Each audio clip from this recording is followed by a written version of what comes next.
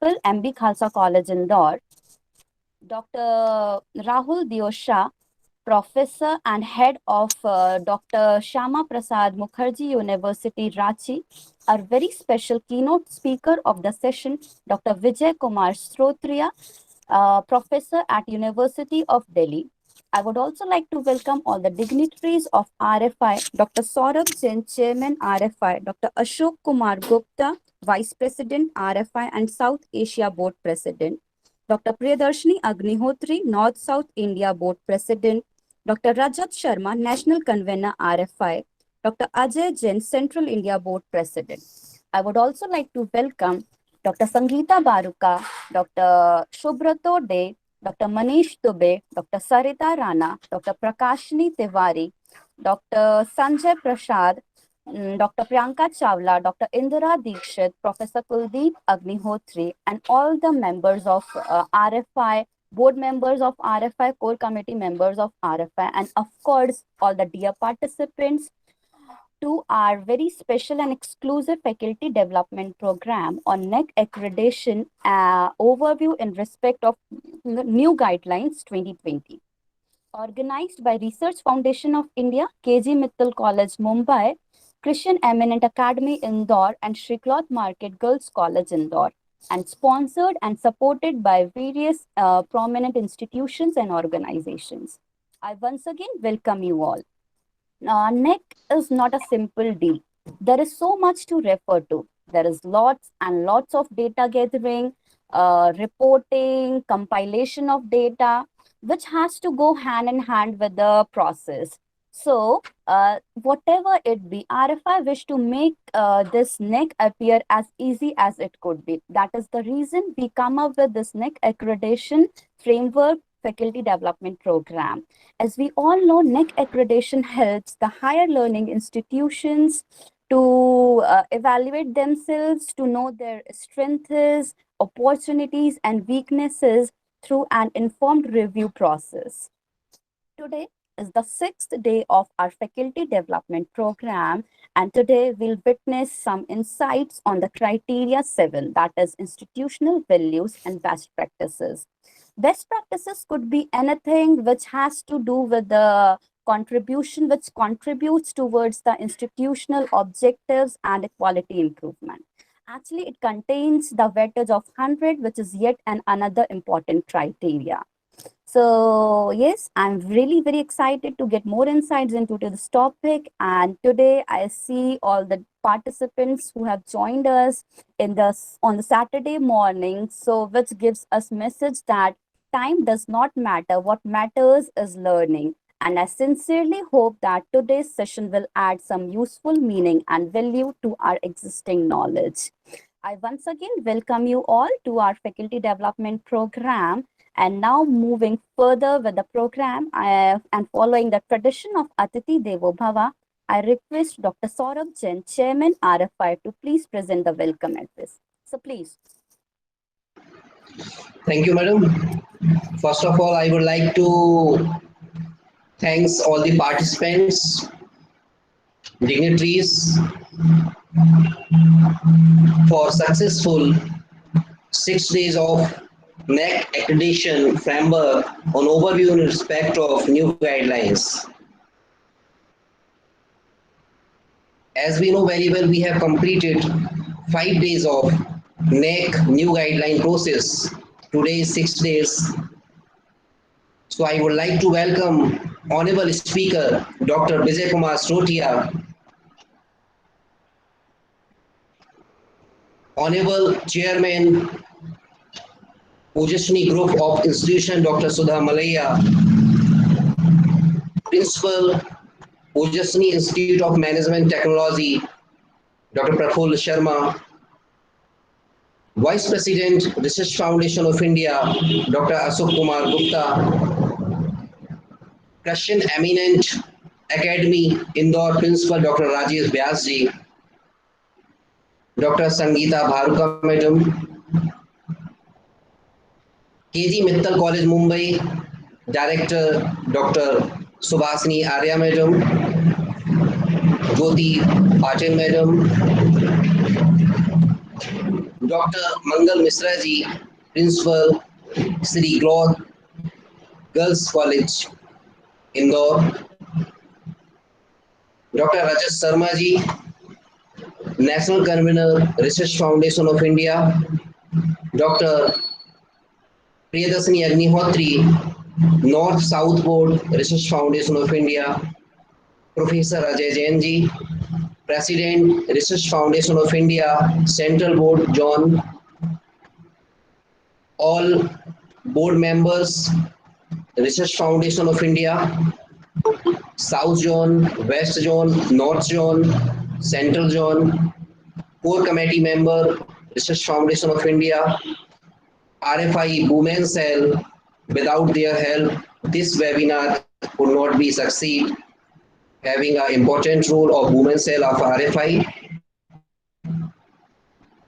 All honorable speaker, Vice Chancellor Dr. Sanjeev Kumar ji, Symbiosis University, Indore. Dr. Asa Shukla Madam, Vice Chancellor Dr. Bhimrao Ambedkar University, Indore. Dr. Om Prakash Chhangani ji, Apex University, Vice Chancellor, Jaipur.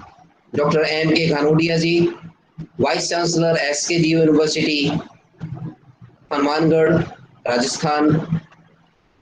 Dr. Anamik Sahi ji, Vice Chancellor, Gujarat Vidyapeeth University, Ahmedabad.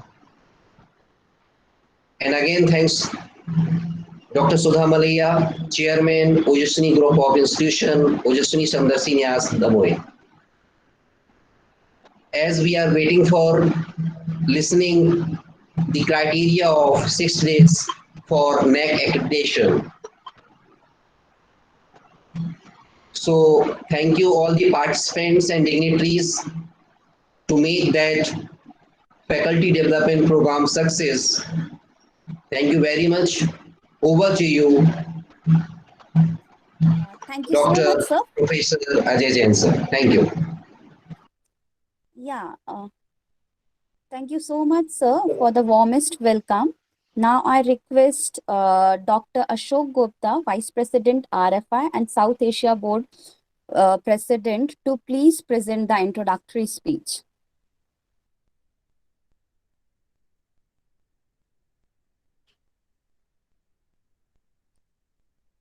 Dr. Ashok Gupta, sir.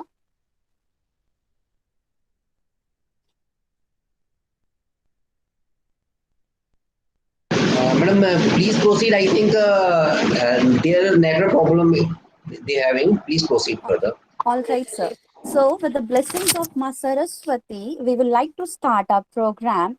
And for this, let me take this very special opportunity to introduce our first guest of the session, Dr. Praful Sharma, Principal, Ojaswini Institute of Management and Technology. Ojaswini Group of Institution is run by Ojaswini Samdarshi Nyas, a registered public trust established in the year 2000, formed by a group of eminent social workers, academicians, and technocrats. Education is the cornerstone of the trust activities and initiatives.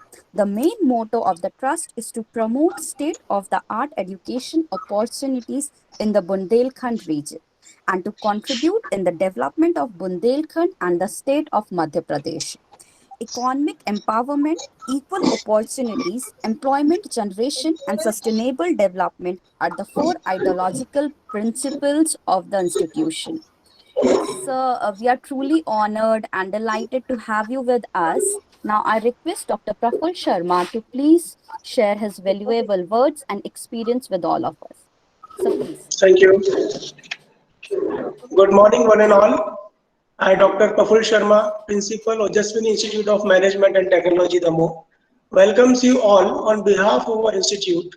I also cordially welcome and thanks Dr. Saurabh Jain, Chairman, Research Foundation of India, and Dr. Vijay Kumar Shrutri.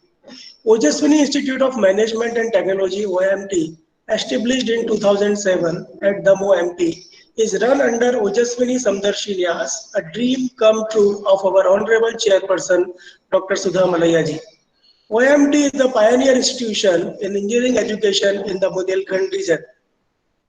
It greatly benefits both academically and economically the regions of Bundelkhand, Vindhyachal, Mahakoshal. OMT values learning as a way of life and promotes critical thinking and intellectual curiosity.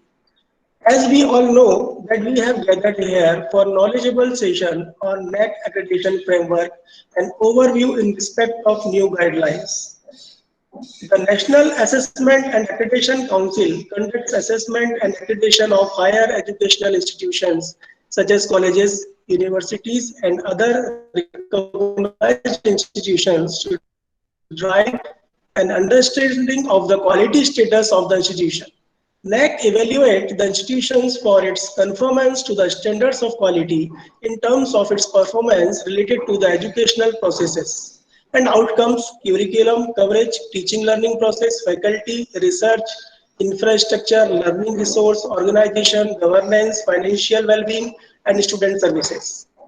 With this, I would like to conclude with warm thanks to Dr. Saurabh Jain, Dr. Vijay Kumar Shochia, and every other person directly or indirectly connected to this FDP. Thank you very much.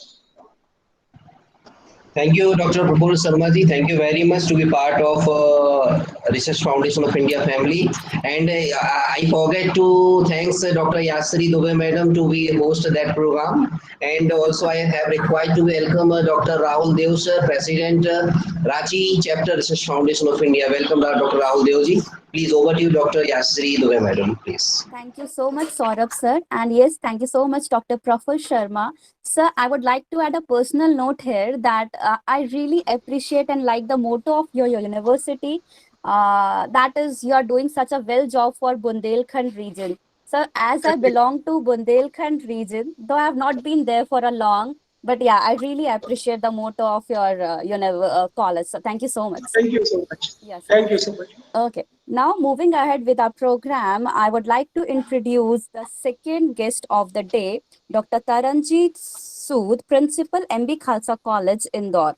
She's a MSc in Physics along with MBA degree in System. She also holds a PhD degree in High Energy Physics. She was nominated as NEC Assessor since October 2015 and also an Executive Council member of DAVV under Principals category for the period of January 2013 to January 2016.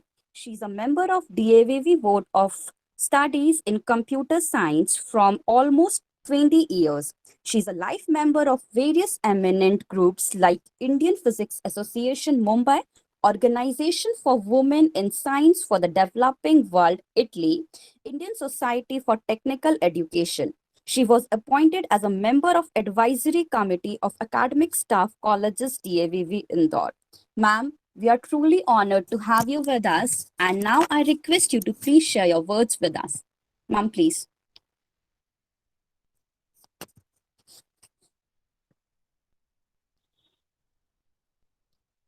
Dr. Taranjeet Sood. Do we have ma'am with us? Hello.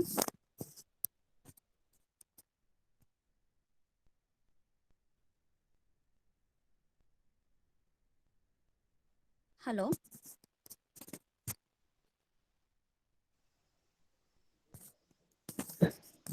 Yes, Hello, ma'am. Please Dr. invite. Please invite next guest. I think some network issues there. All right, sir. So, moving ahead, now our third guest of the day, Dr. Rahul Deosha, professor and head at Dr. Shama Prasad Mukherjee University, Ranchi. He has organized and coordinated in various seminars and workshops and FDPs. He has session chair for several national and international conference. He's a recipient of first international award for the think tank in technical education by RFI in LNCT College Group of Indore. He served as team manager for various Southwest Zone, the Inter University Youth Festival 2018-19 at Royal Global University and also at Assam and at Ellen Nitin University, Darbhanga in 2018-19, as he has appointed as the examiner for various and evaluators for various colleges and sessions. He has presented and published research papers in many national and international conferences. Rahul sir is emerging speaker and has been acted as panelist and resource person for many events. He has participated in many workshops and seminars. Sir, it is such an honor to have you with us. Even this detailed learning could not suffice your great achievements. So I really welcome you at this faculty development program. And now I request you to please share your words with us. Thank you. I'm audible? Yes, sir, you're audible. Please proceed. Okay. Very good morning to all of you. Present all dignitaries from all over India and abroad, as well as Research Foundation of India team member. I welcome you all. Today in pandemic situation, RFI is playing a vital role in grooming the research and education through use of different types of innovative ideas. We assemble all dignitaries and participants in their places so that follow the social distancing. In the virtual webinar, we use Google Meet with the help of learning concept completely changed in pandemic situation. We have a teacher teaches our and students in virtual mode. As we are seeing numbers of national and international conferences are organized in virtual mode. Workshop and quizzes competitions are organized in the virtual mode. According to UGC recommendation, learning management system might be changed. 30 to 40% is online mode and rest for the offline mode. So I think we should make a learning management system. In the new learning management should arrange online pedagogy system in initially primary and secondary higher education, so the student as well as teacher determine the pedagogy system.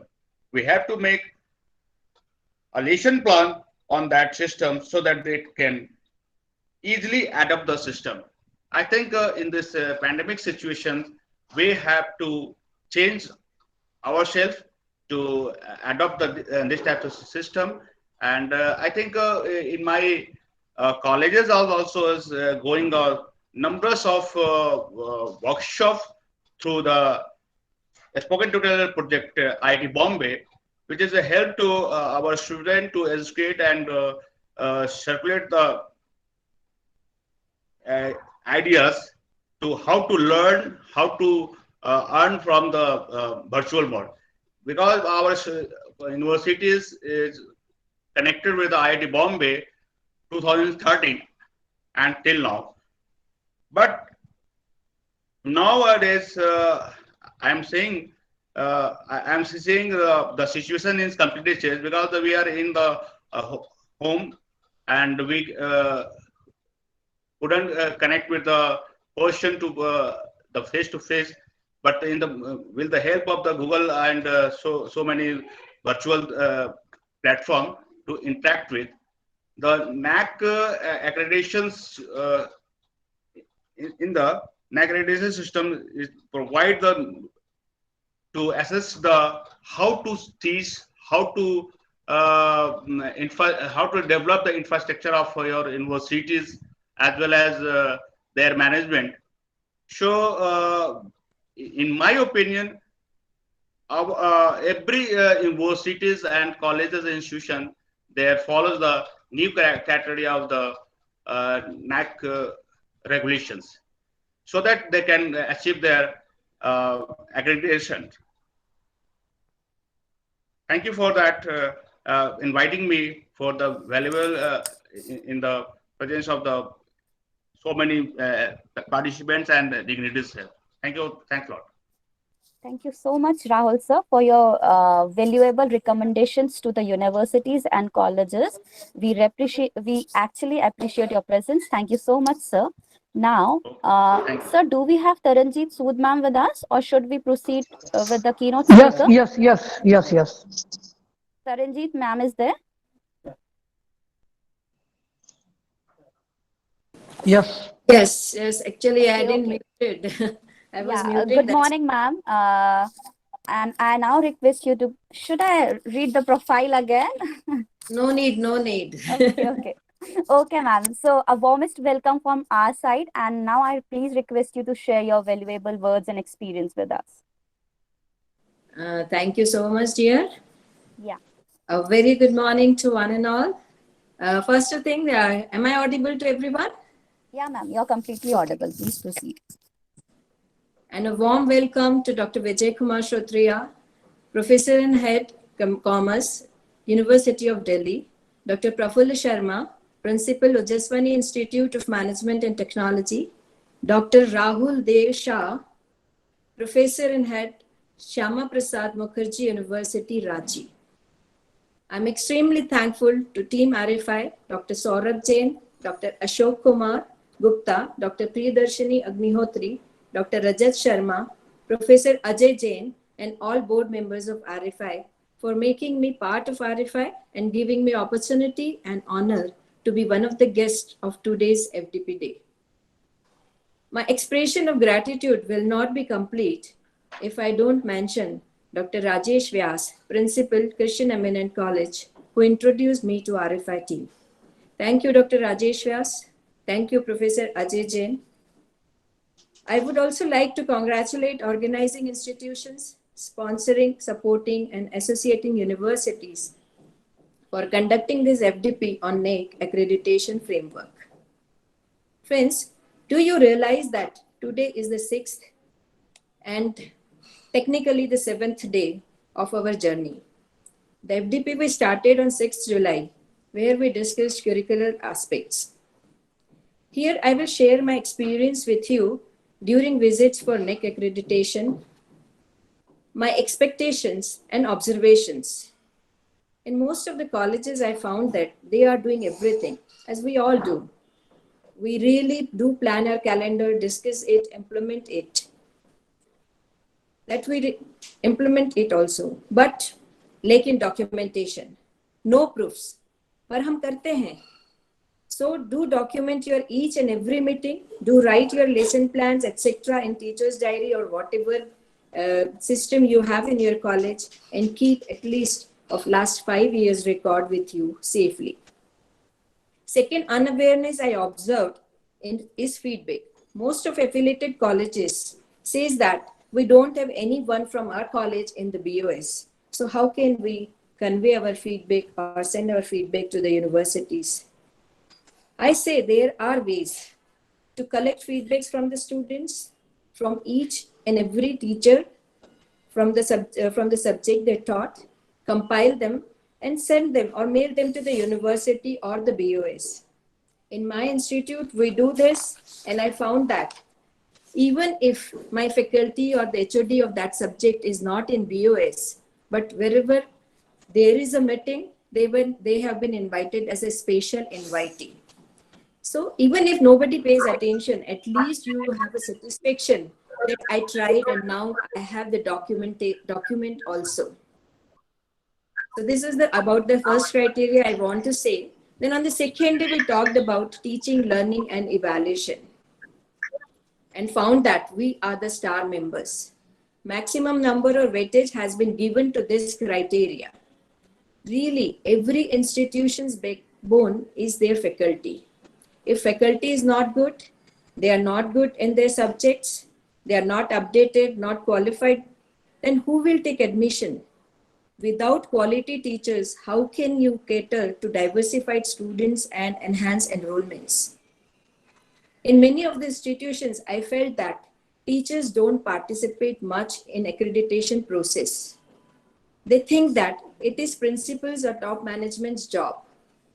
No, ये हमारा सबका काम है. Top management, हाँ, यहाँ हमें समझना होगा कि it is a collective effort of all of us. We all means every individual have to play an important role, and then not only you can score good, but you will really make your institution proud of. On the third day, we learned about research, innovation, and extension activities. The speaker take us a tour to his university, a beautiful landscaping, fabulous university, and had shown us that how it is important to publish research papers in Scopus and UGC certified journals. He also tells us about how you can connect your students through the extension activities, connect each and every student in the extension activity. And even I will say that do involve your students in such activities which benefit the society.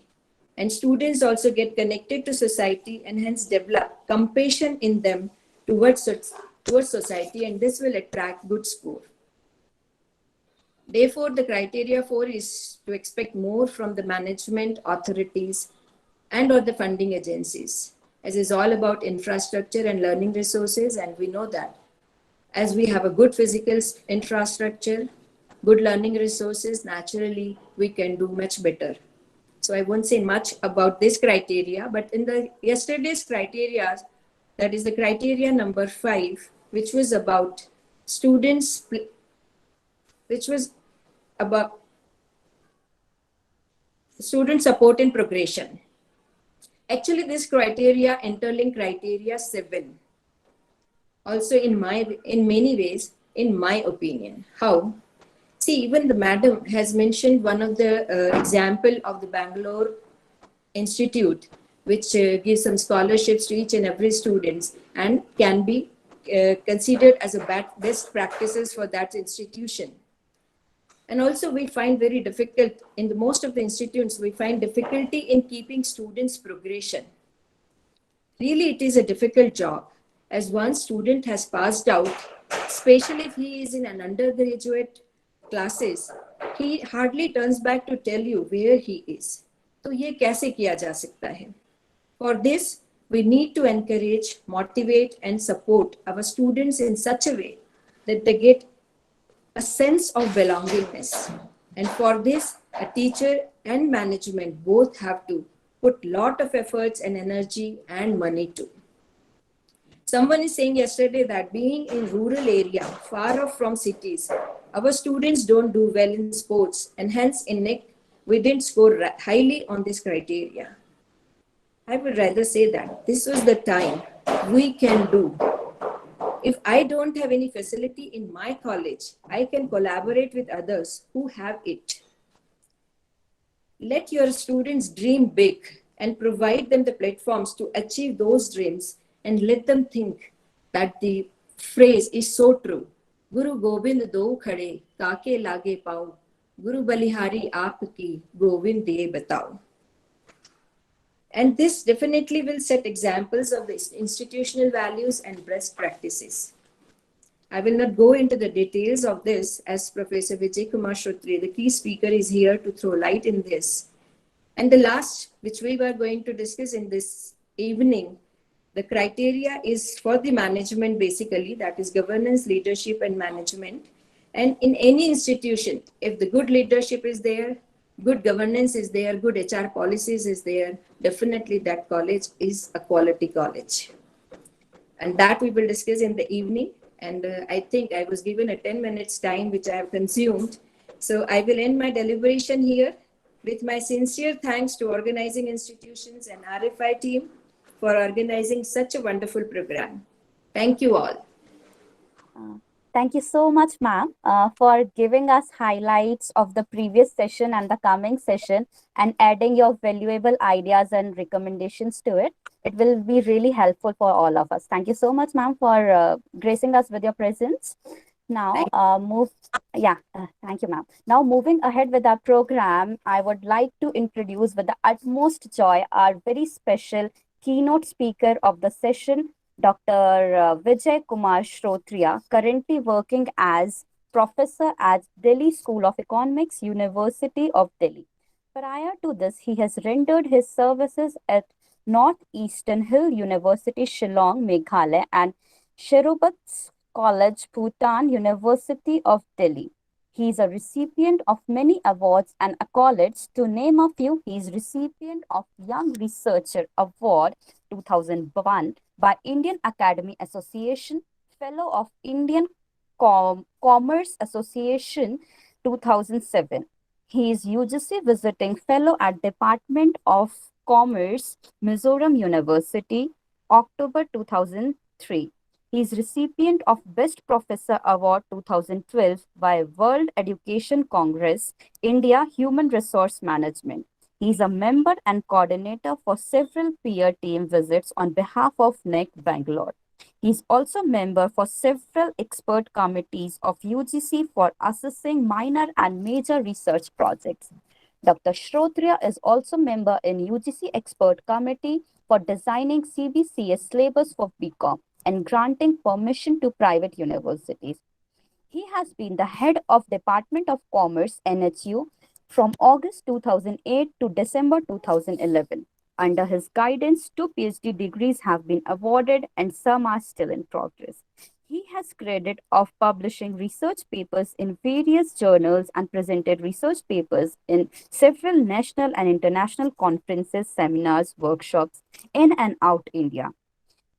He also undertook several major research projects. His areas of interest include study of individuals and organization, corporate strategy, satisfaction, happiness, and well-being. Sir, we are truly honored with your presence. And yes, I would like to add that I have heard so much about you, your simplicity, your passion for work, your deep interest in knowledge, and even the deeper interest in sharing that knowledge. So, sir, we are truly blessed with your virtual presence. And yes, I really welcome you once again.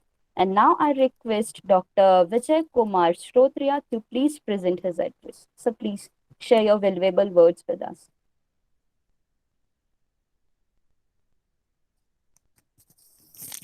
Dr. Vijay Kumar Shrotriya.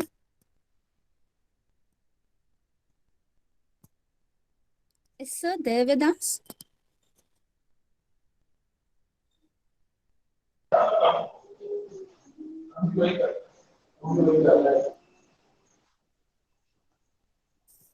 Hello.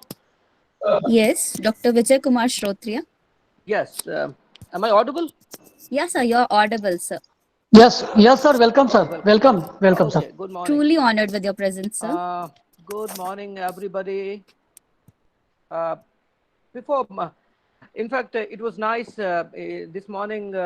Mr. Ajay called me and asked me to join little early. So I was here from 10:30, listening to different people. Before I start, I think I would also request all of you to be there in the chat box, and maybe when I converse with you, you can keep putting your things or questions in the chat box so that I am able to connect with each one of you. Before I start, I would like to thank all the people involved in the process of calling me and involving me in this humble exercise of developing a better educational framework in the country and improving the quality of higher education in and around all of us. In fact, this has been one of the key domains where Indian government has been putting a lot of energy, and people all across have been all concerned about it. So thank you very much, Research Foundation of India. It was nice listening to Dr. Taranjit ji, who was just speaking. I have not been able to meet her, but we have been talking over phone. So it was nice listening to her. And all of you who have been talking about different aspects. In all these days that you have been involved in this process, I think you have covered most of the points. And today, when I'm speaking to you, I'm going to talk about the innovative practices or the best practices, institutional values, and things like that, which is as per the new NAC guidelines. My special thanks to Dr. Rajesh Vyasji, who is the principal at Christian Eminent College in Indore. I have visited his college once and visited few more colleges in Indore. I have been involved in some of the activities of the government of Madhya Pradesh for last 12, 13 years. So in connection to that, I visited Indore. It's a nice city. And I think with this portal coming in, most of you are, many of you, if not most, many of you are not in Indore, and you are connecting with the from your own places. So thank you very much. Before I start my what I'm going to talk about on these institutional values and best practices, I would like to know that from all of you, all of your teachers of the different institutions, or there are students as well, or you are the administrators. So which is the major group here? This group belongs to the majorly they are teachers, or they are researchers, or they are administrators. If I know, I can design my presentations accordingly. So that's the reason why I'm asking this. Can I just ping you? Can you ping me that who you all are? Whether you are educational administrators, you are teachers, or what exactly is the profile of my audience? Teachers. Yeah. Okay. Yeah. So I see that it seems that there are more teachers. Mostly teachers. Oh, that's great. Yeah. And someone says librarian and faculty members. Okay. So it's good that there are teachers, because teachers are the backbone, and everything has to be delivered through teachers. Whether you are in the process of assessing a NAC, or you are in the process of writing your SSR or AQAR, all over the places you find teachers. So teachers have to be there on toes. And as Dr. Taranjeet was speaking, she was saying that teachers are very, very important, and they play a very crucial role for improving the education quality. So it's good that teachers are all there, and there are principals. So in many times, teachers become principals, so senior teachers become principals, so they understand the system much better than anybody else, and they try to articulate the vision of the institution, as well as try to improve the basic framework within the institution. Teaching and administering. I think some of the teachers must have already discussed, some of the experts must have already discussed these issues earlier as they might have come. But even if they are not discussed, maybe somewhere in my presentation, I'm going to talk about it. See, when we look at NAC, the very idea of NAC assessment is to put certain figures, certain numbers into your achievements. That whatever you people are doing, whether you are, how are you converting it? If you are able to convert it properly, you see that you will get some numbers. Okay, so NAC gives you a grade on the basis of whatever you people are doing on different criteria. So this is borrowed criteria. Indian system and the Western system, they're very, very different. And we have started following a system where everything has to get measured. So it's kind of a measurement of our quality, whoever we are, in one or the other way. There are different schools of thought on the measurement of a teacher's quality or the institutional quality as such. One school believes that you cannot really measure a teacher's productivity. You cannot measure an institution's ability or capability or an institution.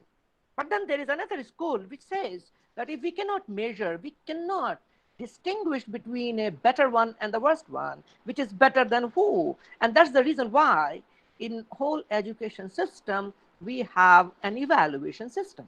So this evaluation is for students when we say, so at the end of the year or at the end of the semester, they have to appear for exams, and we evaluate that X is better than Y and Y is better than Z. And that's how it goes. So we distinguish. In order to distinguish institutions, NAC brought out these guidelines. And this has been undergoing several changes over time. Now, since I'm going to talk to these institutional values and best practices, which in the old guidelines of NAC used to be, innovation. It used to be innovation and best practices. So they have now said that they're talking more about institutional values.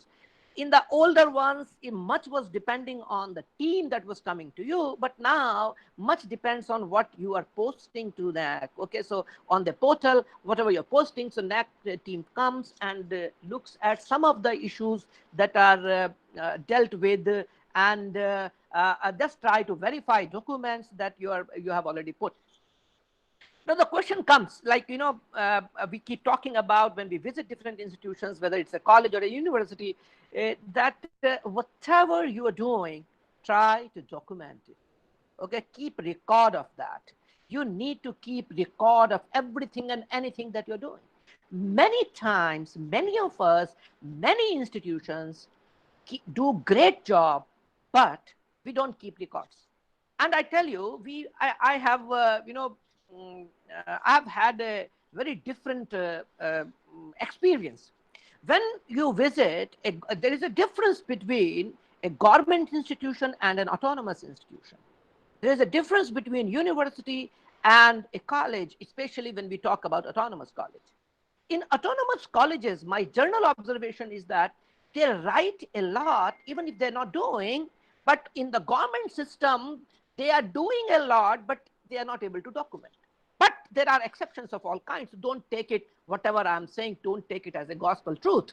Okay, so this is just my observation. Now the question is, whoever you are, whether you are in a government institution or you are in an autonomous system, one thing is very, very important. Whatever you are doing, you need to document that.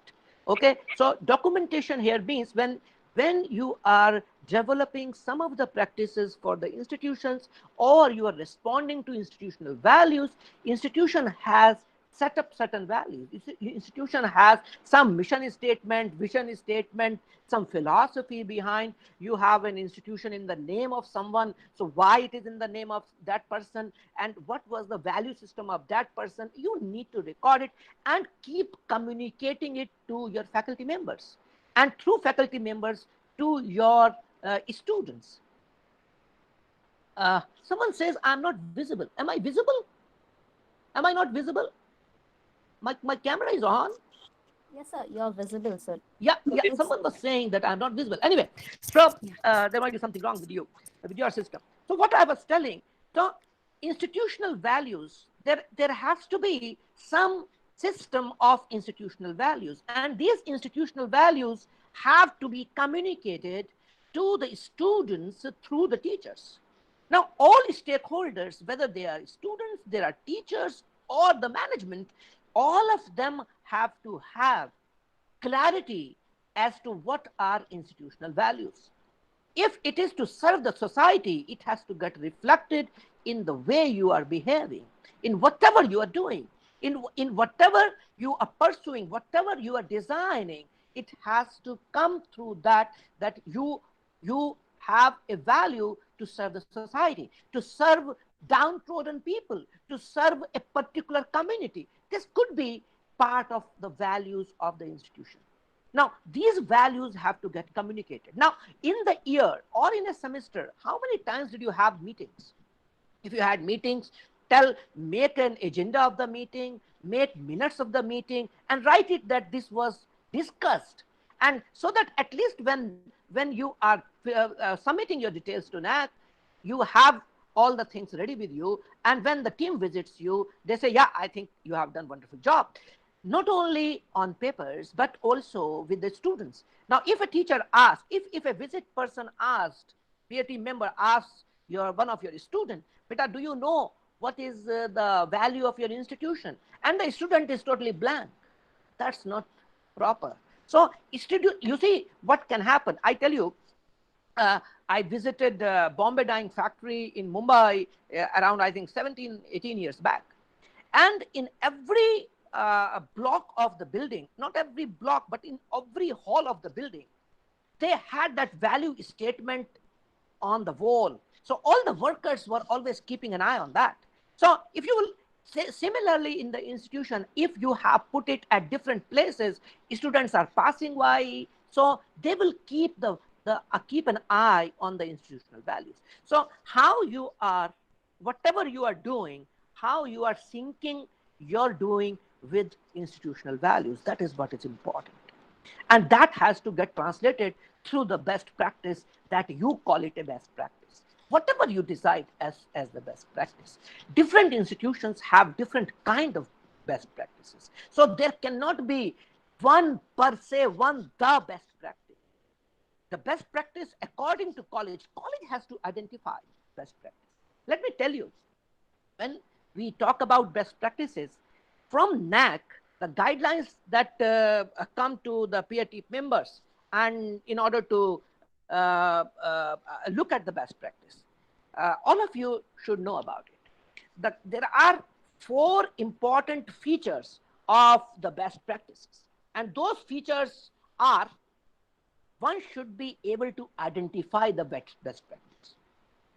Whatever you are doing, people, it should be visible. Or your call, if you have identified it, it should be communicated to all stakeholders.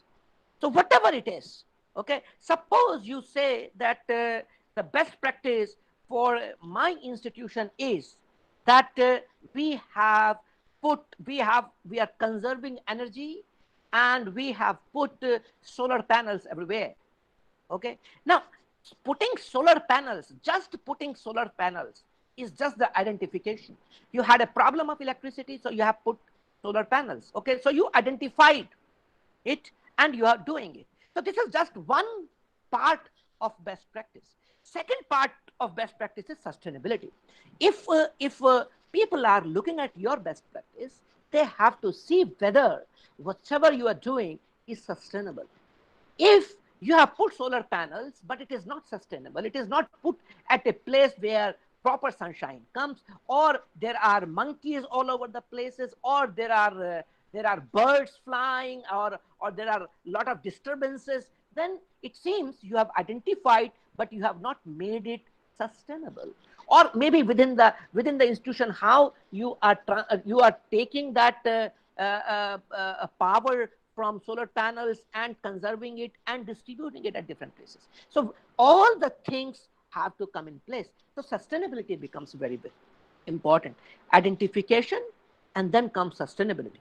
After sustainability, what is important is dissemination. Dissemination means everybody should know about it. I tell you, I visited one college in Mumbai. Okay, it was in the outskirts of Mumbai, between Mumbai and Pune. So we visited the college. We went to the college, and we asked their best practice. So they said, see, we have this a different type of pits in the college, in the outside, and in the pits we collect the waste, and then we recycle the waste, and then we get certain they were making some of those things, and then we give it to the society outside. Now what happened, these pits were there, we saw the pits, okay, but pits were, I think they were so freshly made. It was just, I think, 1 or 2 months back when they were filling up the information. They are just fresh. So we said, okay, so there is not much of it. I just said, let me just have a look at this pit. So they opened the cover, and when we saw very less things, as if certain things have been put there. Okay, and we inquired when we met the workers of the college, when we met the students of the college. We asked. None of them knew that this college has identified this best practice, and they are maintaining this. So if you do not disseminate, it is a big minus for you. You need to disseminate whatever best practice you have identified.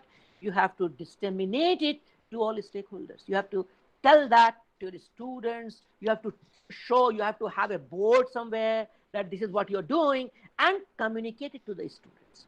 Okay, especially, many times the colleges feel that they can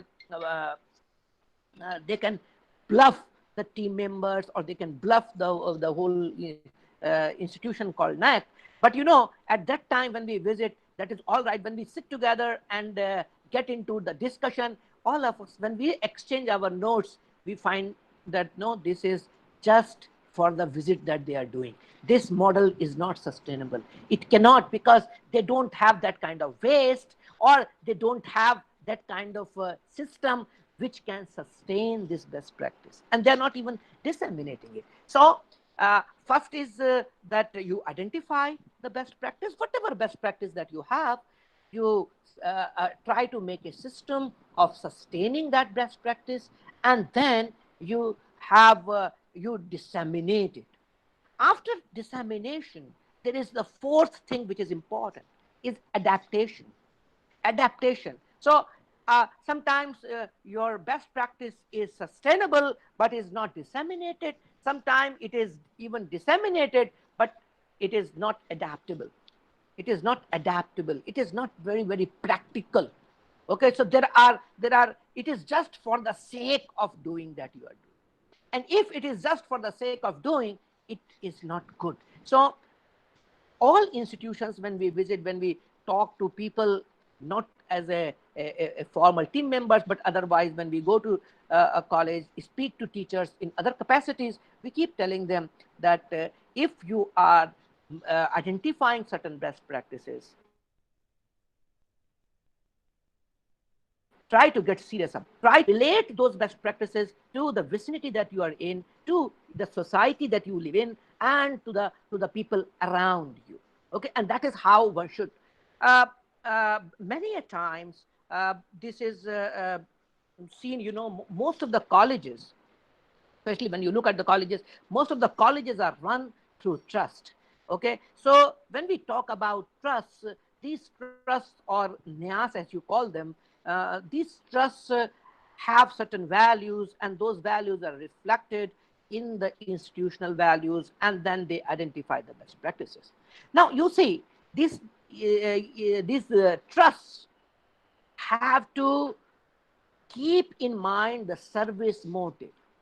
And when we talk about service motive, they have to see how they are responding to the needs of their students. And everywhere they need to involve different bodies of students when they are identifying certain kind of best practices, or maybe involve more and more teachers. Many a times things are imposed on students, things are imposed on teachers. Now, I tell you, as a student of management, we always keep talking about engaging with your employees, engaging with your people. So institutions have to engage with teachers. Teachers, because ultimately it is the teachers who are going to talk to students. And if teachers are not communicated properly, if teachers don't know these things from within, then I think they can't do justice. So when you are identifying any best practice, please pay heed to these things and keep record of all that you are doing. Keep proper record of all. When you say you might have a team deals with a best practice. Suppose you have NAC says that you should identify certain best practices and tell the features about it. So you have several best practices, but for the sake of NAC, you say, okay, these two we identify as best practice. So you should have a team dealing with those things. Like suppose I told you about solar panels. So you should have a committee for solar panels, and this committee should have meetings, and these meetings should have records of agenda of the meeting, then the minutes of the meeting, and the follow-up of the meeting. Now, when people meet together, proper dates and everything should be maintained, so that at least they say, yeah, I think you're disseminating information to people, and then you're making it visible, and it is adaptable, because you have regularly been talking about it, and you are involving different type of people. When you are making committees, try to include some students, okay, some students in the committees, 1 or 2 students, and give the responsibility to students to disseminate it to their fellow friends. Okay, so that way your message will get across to your students faster, and that is much better way of involving everybody. This way it will pay you in two ways. Number one, teachers will feel empowered. Okay, so teachers empowerment is very, very important. Teachers will feel empowered, and on the other side, your message will get communicated directly with the people with whom your stakeholders are interacting, your students are interacting, or whoever is there. And when people come to visit your institution, at least they are meeting the right kind of people. Many times we meet people, and these people do not have a proper idea about the practices. So they look for, okay, you tell, or they look for certain people to tell. Don't do that. Okay, so what you people need to do, have proper record of it and assign duties to individuals, so that at least people know what kind of best practices you have identified. We keep talking about social responsibilities. You see, in our system, we had always, the whole idea of education is a very, very subjective idea. Okay, so evaluation is a later thing. Now, whatever we are teaching, and NAAC process is basically to measure everything, so to put a number everywhere. So it is very, very difficult task. Similar is the case when it comes to the best practice. If you are responding to the social needs and putting it as a social responsibility of the institution, or you call it institutional social responsibility, or in the corporate world as it is said, CSR, corporate social responsibility. So institutional social responsibility is, if you say, okay, we identify poor students, and for poor students we give them full fee concession. Okay, so this is some of the best practices that people can follow. Okay, you say, okay, in every year 10% of the students we pay nothing to the college. Okay, so you identify these students, and this is how you are responding to your social responsibility. This will go well with your trust, the motive of the trust. This will go well in your documentation. This will go well with the students. Students will feel concerned about the institution, because they will always be looking at their alma mater where they have got education. And that is what is very, very important from the institutional side. So institution has to see what they have to identify, they have to look at what kind of social responsibilities they identify, and how they are responding to the social responsibility. Okay, what if you are running some campaigns, you are having some awareness programs at the time of admission of the students, you notify this to all the students that we finance the education of 10% of the students, or if not 10%, 20 students. If your college has 1,000 students, you can afford to at least sponsor 20 students. You say, okay, we identify 20 students on the basis of their background, on the basis of their income levels, on the basis of their whatever criteria you decide. Make it very, very sustainable. And that is how one can look at the best practice. Best practices these are the visible manifestations of best practices. But when we talk about best practices could be in any of the criteria or every of the criteria for the assessment under NAAC. Starting with the curriculum, starting with dealing with the teachers, starting or when you look at your style of leadership, governance, student support system, progression at every level. Now, let me start with the curriculum. Many times when we interact, we find that people say that we depend, especially the colleges. They say, see, sir, we depend on the university. Whatever university decides, we have to follow. So the curriculum is decided by the university, so we can't do anything about it. But I tell you, there are innovative ways of doing things. UGC also allows it, and especially in the current times, it is more open. Okay, UGC was allowing some of the flexible courses earlier. Even now, colleges can run those courses. Colleges can run some courses on communication skills. Okay, and you can say, okay, we are giving now, especially when you are operating under CBCS, you can give them some credit. Okay, so you say, okay, universities, when we look at the syllabus says that we have to deliver courses of 80 credits in a year.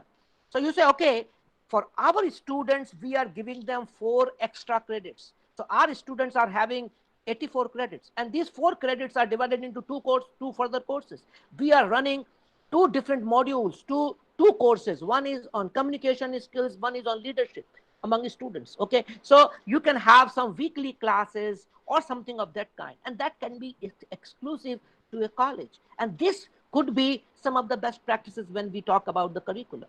Okay, curriculum aspects. So this may not be part of the syllabus given by the by your university, but this could very well be designed by the college itself, and college can be unique in doing this. Okay, and this, I tell you, is something which is which becomes very, very important, and some of the institutions are doing great in it.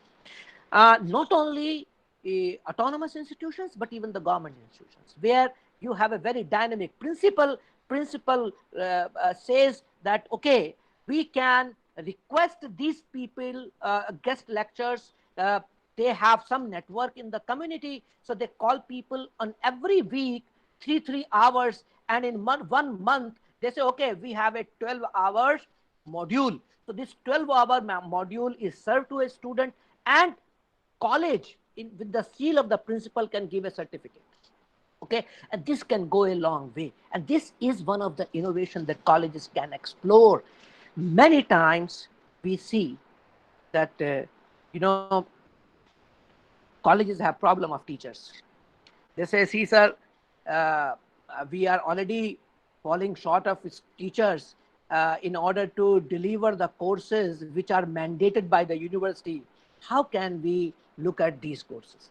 This all depends on the principal of the college, how you are going to manage, how you are creating resources, how you are engaging with the industry around you. You can have some courses related to particular industry.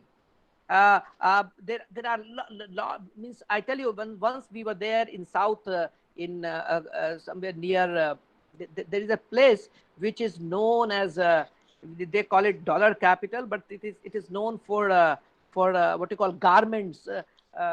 What is that? That place name is what I'm just forgetting. From Coimbatore, it is around 100 kilometers. Tichur, it is not Tichur, which is known for most of the big companies' garments are manufactured there. It is not Tirupur. Tirupur, correct. So thank you very much. Thank you very much. This is how we learn from each other. Yeah, Tirupur. There is a college in Tirupur, and we happened to go there long back. And this college was having, and it's a government college, mind it. Okay, this college was having some kind of collaboration with the industry. Okay, so they were running some small courses for making their students getting absorbed in these industries. And this was, we found it very unique, and we did not expect that even in a government college this is possible. This is what they were doing. So what am I trying to say? It all depends on the within. You see, when the resources are given to you, everybody can do great. But when resources are scarce and you are able to do great, that is where you become unique. I remember, talking about it at different conferences, and we wrote a paper around it. Scarcity teaches you a lot of things. So you don't need to look at that we don't have this, we don't have this, we don't have this. You have to see, if you don't have what best you can do. Okay, and that is what is innovative, and that is what for your institution will be unique institution. And I tell you, this could be a very small thing, but this goes a long way in building the system, and your students are always going to remember your institution. It all depends on teachers. It all boils down to teachers. And I tell you, since we interact with different type of teachers, I mean, I feel proud in saying that, you know, there are excellent teachers, very, very good teachers, dedicated teachers. If they have just 20 hours work in one week, they spend 30 hours, 40 hours, 50 hours, all for the students.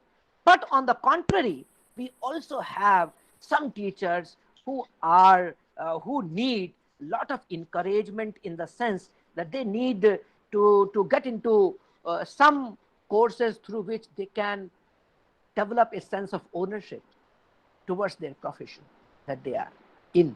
And that is what needs to get reflected through the kind of best practices institutions are following.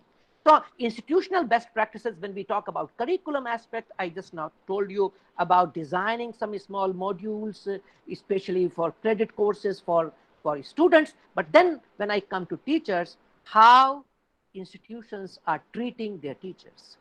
Okay, and that is very, very important. Very, very important. Okay, many times, many colleges sponsor some of the courses for their students, for their teachers. Teachers go out, interact with the world, and then come back to the institution and share their expertise with their students. Okay, barring exceptions, most of these teachers who travel across, when they go to class, their perspective about teaching is very different. One college we visited, it had a unique way of dealing with teachers. And they were saying that, you know, this principal was a new principal, okay, who had taken over the charge just a year back. And he said, see, I'm going to stay here for 3 years. And we have a lot of money. The college has a lot of money, but the old principals have not used the money that is lying in the fund.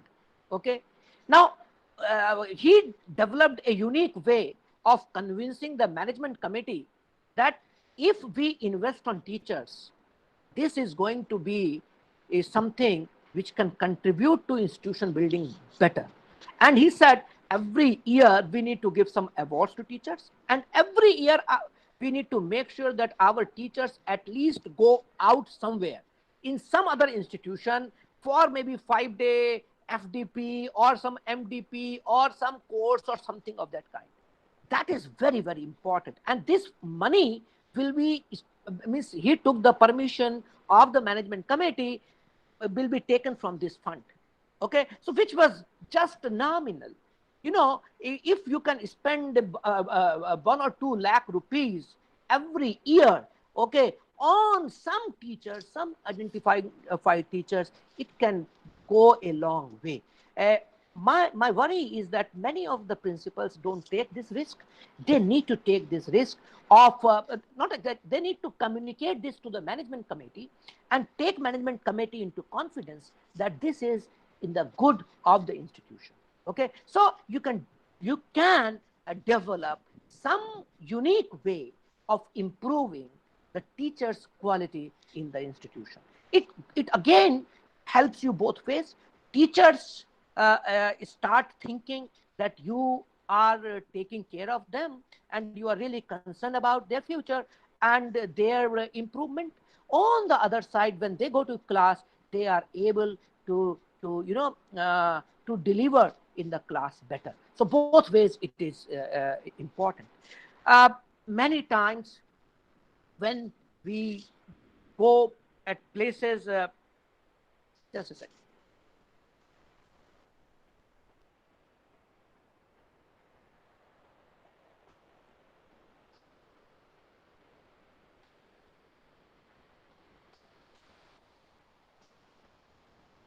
Just wait. Yeah. So many times what we see is, even at the level of when we look at the growth of students, we see that how you are responding to, how you are keeping record of students' growth. I think when it comes to student progression, in some of the sessions, some teachers, some experts must have already discussed about keeping record of student progression. But I tell you, there is a best practice related to it. The best practice is that when you are keeping record of your students, they are progressing from one level to another level, but then how they are getting placed in the market and how you are connecting with them, how best you are. If some of the institutions create a separate website only for alumni, okay, only for the people who have left the institution, who have grown, and especially for those institutions which are old institutions, it is very, very important. You need to track where all your students are. In the olden times, it was extremely difficult to track where your students are. But with the use of technology, it has made things possible to connect with the students. So develop some kind of networks with your former students, with your alums, okay, and then connect with them so that they start paying back to you. Paying back not only in the monetary terms, but through their energy, through their concern. Okay, you can say that, okay, if they can adapt some of your poor students, if you are financing 20 students, okay, you can very well ask your alumni, some of the people who have left your institution, if they can finance 1 or 2 students. This way you can, it is win-win to all. Okay, it doesn't become a burden to the institution. It becomes a sense of ownership to the person who has left your institution, or maybe the institutions where they have joined, if they have started their own institution, it is all the good. Okay, many times these donations that are given to the colleges, how you are taking donations, what kind of records you are maintaining, that you have to be very, very transparent in. And that is where the 6 criteria we call about governance and all that becomes important. People need to keep audit about it. So this is how I think you can look for best practices. Let me now come to the institution's distinctiveness. Yeah, is there anything in between? Anybody has to say something? So we'll take questions at the end of the session. I request all the participants to kindly mute their mics. Okay, let me know how much time do I have to further talk about, because then I will organize things accordingly. So you can take 30 more minutes. Well, there is no time limit for you, sir. You don't have to ask such a question. No. I have to be off at 12:30. So I have some other work after that. So, all right, sir. So maybe you can I take think maybe 15-20 minutes, and then we will have a question answer session. So that way it will be better. Okay. Sure, sir. That would be better, sir. Yeah. So when I was talking about institutional distinctiveness, all the colleges are, as I told you, they are, most of the colleges, especially in the group that I'm here, are the autonomous colleges or the colleges which are affiliated colleges with the universities. Your distinctiveness depends on the values of the institution and the geography of the institution. How distinctive and to what kind of students you are catering. If there are some girls' colleges, so girls' colleges have one set of values, okay, and if it is a co-ed college, maybe little slightly different from that, or if it is only a boys' college, maybe slightly different further, okay. So institutional distinctiveness would be determined through the inception of the institution. Inception of the institution. How institution is started, when was it started, and who started it. Okay, so from there you can derive the sense of ownership of that distinctiveness that you have. You know, when we talk about distinctiveness, we have 2 things in mind. One is the core and one is the distinct. We say core competence, and when we talk about distinctive, core competence is there could be 10 institutions having same core competence. But when we talk about distinctiveness, in these 10 institutions, there will be 10 distinctive practices for which the colleges are known. Okay, you could have distinctive course, you could have distinctiveness in one particular subject. You might know about it that many universities or colleges are known for courses. Okay, and the courses are delivered by teachers. So you say, okay, in this college, this teacher is there, so I'm going to join this course because this teacher is going to teach this course. And this becomes distinctiveness for the college. College can be known, and many times when you visit across, you find that X college is known for Y subject, Z college is known for P subject, or something of that kind. Now, if that distinctiveness is driven and is identified, you need to capitalize on it. Okay, you need to maybe invest little more on it. If yours is a arts college, suppose you are running an arts college, and in arts college you have an excellent faculty in economics department. So you say, we need to keep pushing economics teachers more. We need better investment in economic teachers, okay, economic teaching as a whole, so that at least within 2, 3, 4 years, you are able to establish yourself in the vicinity. People say, now, if you have to study economics, go to this institution, and this is the best institution. Okay, and that is how institutions are known across in the world. Okay, not only in India, across everywhere. You know which is known for engineering, what is known for management, what is known for chemistry, what is known for physics or for life sciences or whatever. Okay, and that is very, very important. That is basically discipline centric. But when you look beyond discipline, you need to have the distinctiveness of catering to one class of society. This is possible. If you are catering to one class of society, you say that this is distinctiveness. None of the institution in this district is doing this, that's what we are doing. Our college has some special things for this community or for this kind of people. And that is how you look at that distinctiveness. That is, and you need to keep investing on that. Many times problems come because you identify it, you do it, you leave it. So after 1 or 2 years, 3 years, 4 years, you say, okay, now forget it. So you don't have that much of perseverance and patience to wait. Okay, and that is where you always feel when people invest in a stock, the basic principle of a stock market investment is that you have to stay put. You have to have the patience to hold. Okay, and people who don't have patience to hold, they lose a lot in the stock market, and that's how it functions. And same is the case when we are looking at distinctiveness for institution point of view. So institutions have to identify that distinctiveness and keep investing on that distinctiveness. Okay, and then maybe convert that distinctiveness in such a way that you are known for that. Okay, so when the team comes to you, team is already knowing you. Team already knows, yeah, in your SSR you have mentioned it. They have seen the data, and they have just come to verify whether you are able to produce that thing or not. Let me tell you and give you an example, or maybe give you an idea about it. Especially the learning of last 3-4 months.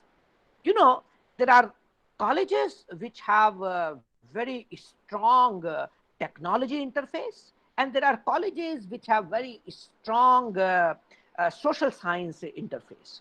Okay, so there might still be some colleges where they may not have any computer lab or a computer teacher, and there might be some colleges where they might have an excellent lab and excellent teachers for computers. Now, this as I see here, the kind of audience that we have, that they are from Indore. You have taken different colleges. I think Dr. Rajesh Vyas is from one college. Then this Dr. Taranjit was there. She is from another college. And there might be similarly, there might be people from, and in some of the persons who were speaking before me, they were from Damoh. There was a group from Damoh. There are different institutions here. Now, within institutions, what kind of exchanges are taking place? And these exchanges are, whether these exchanges are transactional exchanges or transformational exchanges, one has to look for that. If they are just transactional exchanges, then these exchanges are not going to go long. Okay, if they are transformational exchanges, because if there is a knowledge sharing, I know something, you know something, whatever you know, you tell me, what I know, I tell you. So you will multiply. There is a multiplier effect. Okay, so we are multiplying knowledge. If this kind of sharing is taking place among people, among institutions of your kinds, it is excellent. Okay, and if it needs to be furthered, and you need to put it on record that this is what is distinct for this group of people, this group of colleges, okay, that you are able to, because you cannot have everything. All colleges cannot have everything. So what kind of resource sharing you are following? And if you have proper resource sharing, you can really do very well when it comes to exchanging your views. And that is where one has to invest on. Okay, so you do not just look for transactional exchanges of knowledge, but you look for transformational exchanges. Okay, so you look for long term, you don't look for short term. You say, no, it is not just for this, it is for the times to come. And whatever we understand, we are willing to share with you. And if you are understanding something, you can share that with us. So that is how you can exchange, and you can develop uniqueness among yourselves. So when I was telling that these, especially in the COVID times, and this is one example that we are connected through Google Meet attending, and these days a lot of conferences are happening, a lot of webinars are happening across, and we are participating, learning a lot of things from different people. See, during these 3 months, if you have been able to learn things which you can carry forward through in the next 6 months, next 1 year, or for all times to come, that you have some component of your syllabus delivered to your students exclusively online. You said this component of our syllabus is exclusively online. And that is how you can build some uniqueness in you. And say that, see, for this particular course, we have these experts who are not from our college. They are from the world. You can connect with some teachers across the globe. And I tell you, there might be teachers who can help you at a very, very nominal amount, okay, and they can deliver very good lectures to your students. You can develop that unique feature in your system, in your kind of colleges. And this has opened huge opportunities for institutions which are established in the remote places. If in the remote places you are able to develop that kind of connectivity among people, you can really do wonder. Because you see, I attend to some courses of people who are teaching in MIT or Stanford or Harvard. Okay, I learn a lot from them. If I can learn a lot from them, why not your students can learn from all these people? Because they are available at one level. Okay, so it is not that they are only for certain class of people available and not for other kinds. It all depends on your kind of networking, how you are able to network with them, how you are able to connect with them, and how you are able to deliver that content. Many times, I was following in last 6-7 days this the functioning of how you were sending me WhatsApps and all that. Okay, so I was just thinking that how good you people are in marketing marketing your FDP to the people. And because it is not, I know it is not just me that who is receiving this. You are sending it across to all portals and everywhere. Okay, so but what is more important, when you make it so colorful and everything, at least pay heed to writing correct words, Okay, no spelling mistake. You write DELHI instead of writing DHELI. Okay, so you write correct spelling of Delhi instead of writing some wrong spelling of Delhi. These are the learnings. Okay, so one has to get serious about it, and this way you can deliver better content to people. Okay, so develop some courses, some content, something unique which you can, where you can have best people from the world delivering lectures to your students, and that can be very, very distinctive to your kind of a framework that you people are operating.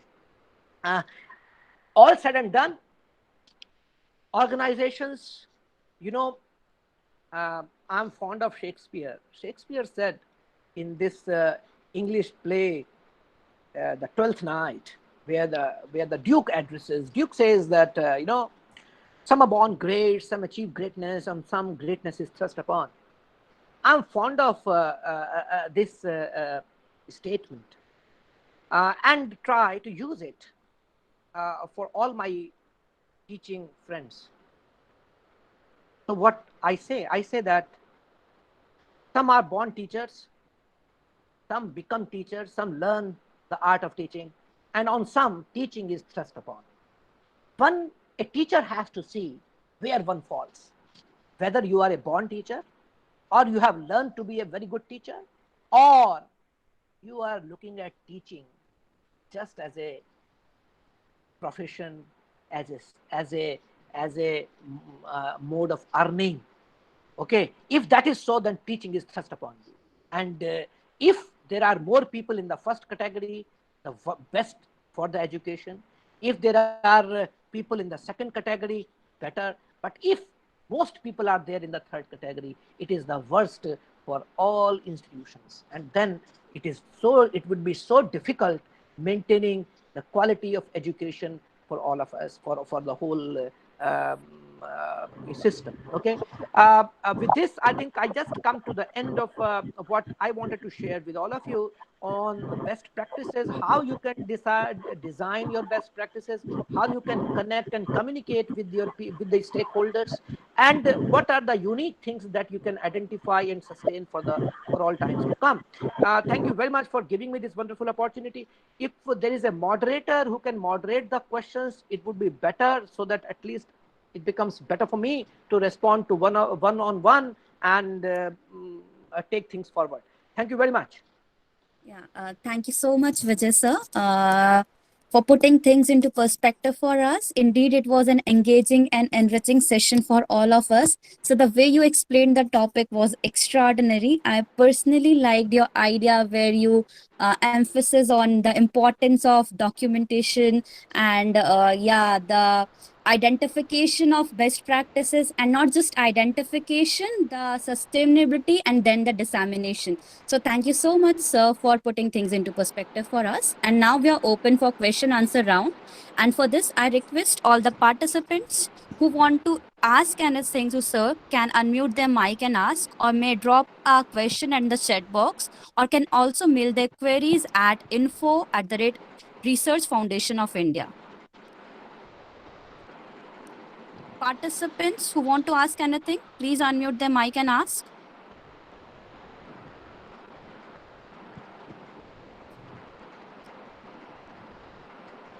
And those who don't want to ask anything, kindly mute their mics. There's a lot of disturbance.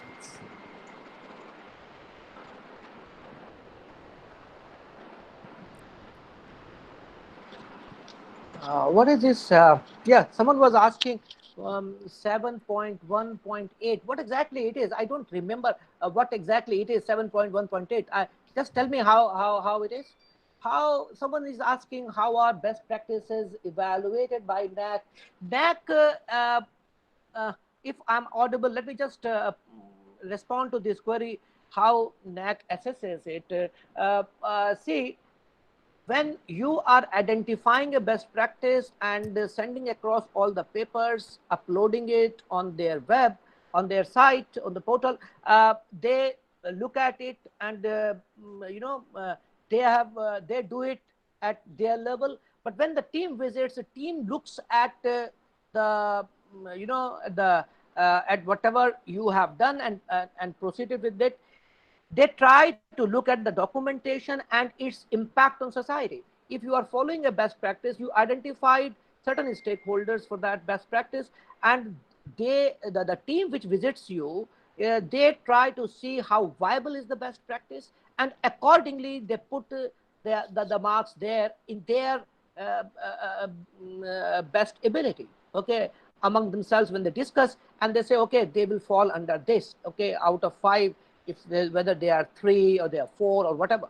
So that's how they do. They try to see what exactly you are doing on that best practice, how you have documented, and whether it is really sustainable in the times to come, whether it is going to be there in long run, or it is just for the namesake that you are doing it. Okay, so this is what is important, what they do. Hello. Yeah. Hello. Anybody else? Hello. Hello. Hello. Hello. Hello. Yes, please. Yes, hello. Hello. From Himachal Pradesh. What hello.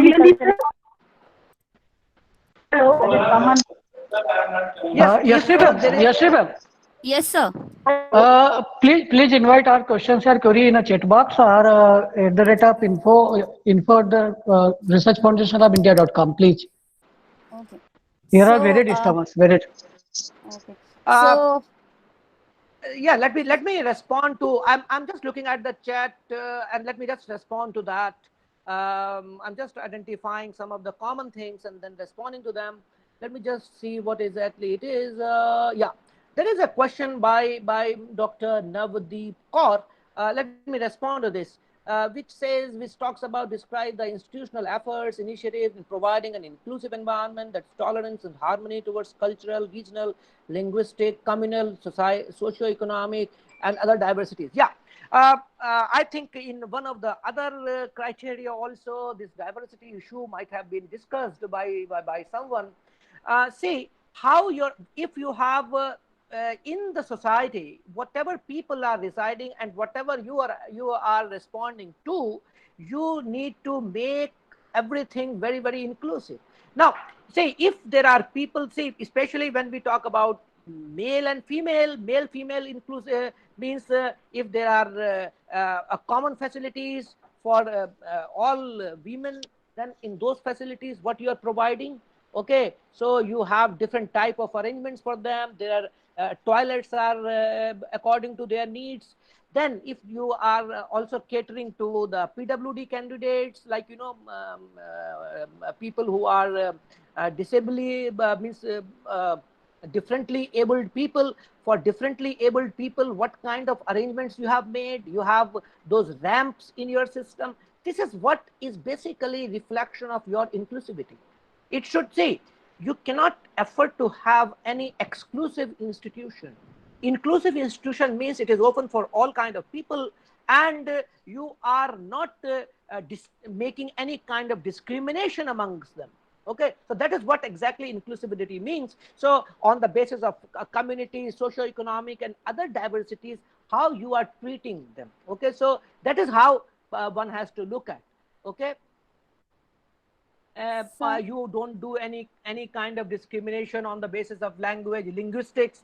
Like you see, if there are people of who are in the vernacular, local vernacular, whether you are providing them enough literature in the local vernacular, that is important. Okay, so what kind of medium? If medium of instruction is English, you should follow English. If medium of instruction is Hindi, you should follow Hindi. And people who are coming from different type of backgrounds, if your what you call admission criteria is whether you are following all those things or not. If you say that we are having courses on these things, whether you are responding to them according to the social backgrounds of people or not. That is what exactly is inclusivity. If there is a particular issue, you can talk about it. It's a very general issues. Yeah, people have just tolerance and harmony towards cultural. You see, all kind of, it should be like, it should the institution if it is the part of institutional values that they have to propagate certain values which are related to certain community, then it becomes an exclusive institution. Okay, so then you don't allow people to enter. But if you are other people, if all people are entering into the institution, you should have proper respect to people of all communities and all classes and all religions. And that's what exactly is the meaning of this religious inclusivity. Then there are people, let me see, providing inclusive environment. The same, I think you're just copying from, cutting and pasting from there, here. So the all three people, Vijay Madhavan and other persons, Rupesh Shukla, all of them are just cutting, pasting things from there. This is what exactly I talked about. If there is something else, please ask for that. Anybody? So I think reimbursement to our teachers for publication of research papers or possibly under best practices. Yeah, Dr. Suhas Dhande, if you think that it is worth showing in the best practice, you can. If there is nothing better than this, see, if you are financing and giving reimbursement to our teachers, public, you see, reimbursement for publication can be a best practice only when the publication standards are maintained. In the given conditions of today, in today's time, you send your paper today, you get the acceptance letter after 2 days, and they say, okay, you send us 2,000 rupees for publication fees, and you send 2,000 rupees, and then you claim to the institution gives you, and institution shows it in the best practice. I tell you, this becomes the worst practice, not the best practice. So don't ever do that, because this is not the publication fees. This is a kind of what you call, I have written on this, if you will browse through somewhere, this is another kind of publishing that has emerged suddenly in our country after 2010 regulation. Okay, so 10 years, in last 10 years, many agencies have come in India which have got ISSN number and producing all kind of literature and charging young scholars and even senior people. And people are paying and increasing the number of publications. Please beware. Okay. Now, say there are agencies in the other countries. Okay, where they pay hugely to the referees. We get fees from some of the journals. They pay us if we are referee to one of the paper. Now they call it processing fees, and it goes to they charge the institute, the person. Now UGC has a provision for that. Now UGC means the university. I know there are universities which are paying hugely as processing fees to their teachers, to their scholars, to be given to the publishing agency, the concerned publishing agency. And these publications are highly valuable publications. They have high impact factor. Okay. Now, when I talk about impact factor, there is an Indian version of impact factor, which is farce. So please don't get into trap. Okay. If there are people in this group, okay, I don't mind saying, even if there are people in this group, please don't fall prey to such agencies where people are charging fees from you and not giving you the review of the paper. Okay, it takes 1 year to get a good publication. Yes. So you can't just send and get it back and pay money. Don't do that. It cannot be a best practice. Thank you. Sir, if it is paid for participating in conferences or seminar, to encourage faculty members. I tell you, this could be. It all depends. If you don't have anything, this could help you. Okay, this is a good thing. But this is something which, as a faculty in the university, I've taught in a college, taught in different universities. This is something which is bare minimum for a college or institution. Yes. Pay to teacher who is going to attend a conference or seminar. Okay, this is bare minimum. And I think this is expected from anybody. The people should pay this. Okay, this cannot be considered as a best practice if you ask me individually. But Okay. yes, if you don't have anything, then something is better than nothing. Okay. Thank you, sir. Thank you That's so how, much. that's how it is. Yes, please. Yeah. I think we should not take more of the questions. And if anyone still wants to ask anything, can leave the message in the WhatsApp group or may mail us at the info@research India, Research Foundation of India. So once again, thank. Yes, Yes, sir. Miss Yasha Shri. Can you tell me what exactly RFI does? I just wanted to know this. Maybe in a minute or two, you can just tell me or maybe Mr. Jain can tell me this. What exactly RFI does? I'm just interested to know this. Dr. Ajay Jain, would you be interested in giving a thought to this? Oh. Dr. Ajay Jain or maybe Dr. Saurabh Jain? Anybody, please. Yeah. Would anybody be interested in giving a thought to this? So basically, sir, if let me try to interrupt in between and say that, sir, it is basically a foundation which is working for the research purpose, sir. Okay. Connecting people and motivating them for research work. And yeah, as like you said, we should try for transformational exchange and not just the transactional exchange. So that is what we are working for. We are working for transformational exchange, connecting people all around India and abroad to involve themselves in research work. So basically, we are. Now, what kind of research? Research means what? What kind of research? Yeah. Hello. Yeah. Good afternoon, sir. Yes. This is Dr. Saurabh, Chairman, Research Foundation of India. Yes, please. Hello, Dr.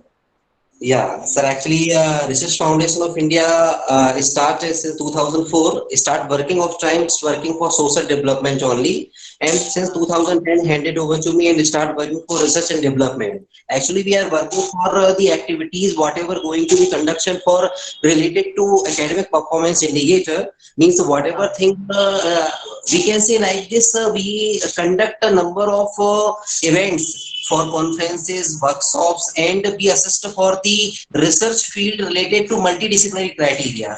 It may be related to engineering, management, humanities, like this. So we assist for these people. For me, something related to our representative, whatever, suppose that Professor Jain belongs to management discipline. So he having the knowledge about management. Related to suppose marketing, HR, IT. So we provide the assistance for needy people who have required assistance for particular that. Chaliye. All right, thank you. Thank you very much. Yeah, I understand now. Yeah, thank you so much, Vijay sir, for taking interest in our organization and asking such a question. And you very beautifully explained each and every question. Very well explained, sir. Thank you so much. And now taking our program further, before we say adieu to the participants and all of us, I would like to invite Dr. Rajesh Vyas, Principal, Christian Eminent Academy, Indore, to please address us. Sir, I would like to thank Rajesh Vyas sir personally, as he's the one responsible for inviting sir and the reason why sir accepted our invitation. So thank you so much, sir. Now I request Dr. Rajesh Vyas to please address us. Dr. Rajesh Vyas.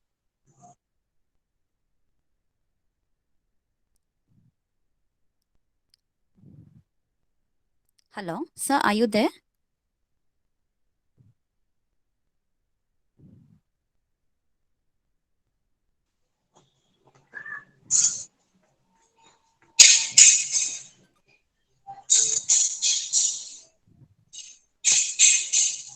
I think Dr. Rajesh Vyas is not with us right now. Ajay sir, is he there? Dr. Ashok Kumar Gupta sir, please call. Oh, okay. So we'll share with Dr. Rajesh Vyas later on. Now I would like to call Dr. Ashok Gupta, Vice President RFI, to please give the sum up message. So please. Dr. Ashok Gupta, sir, please provide the sum up message to us.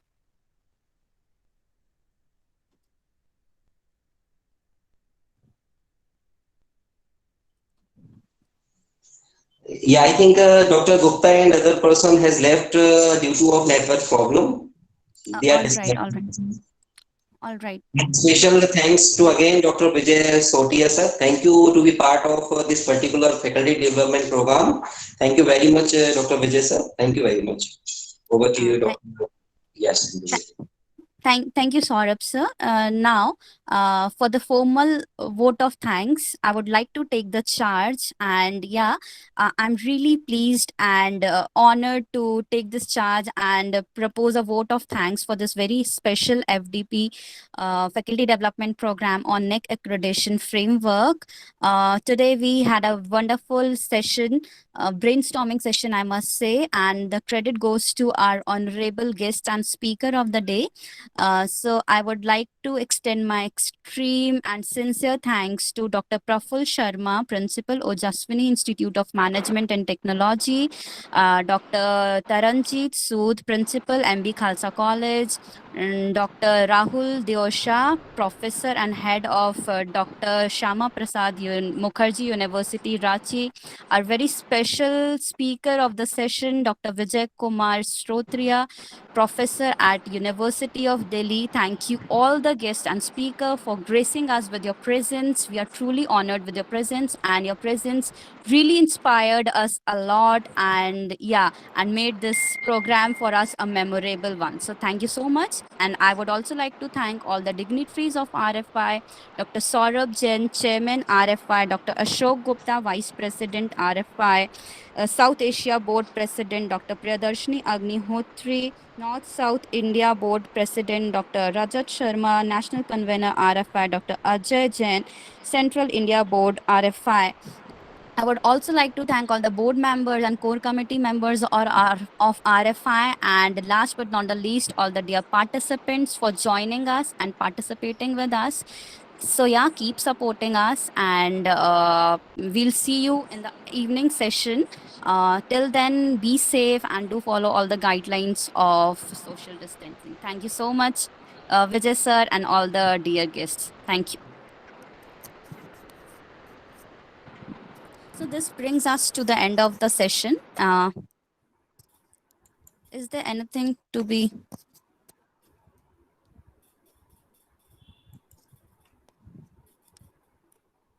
I think we are done with the session for today, sir.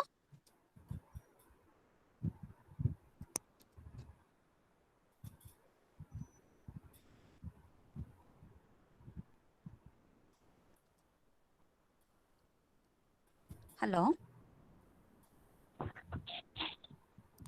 Saurabh, sir?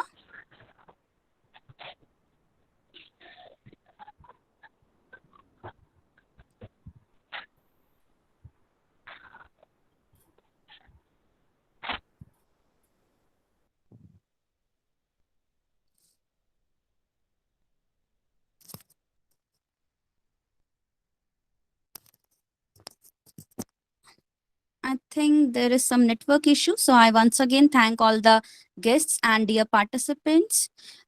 We come to end of the session for today, and we'll see you all in the evening session at 5 p.m. Till then, take care of yourself. Thank you very much all.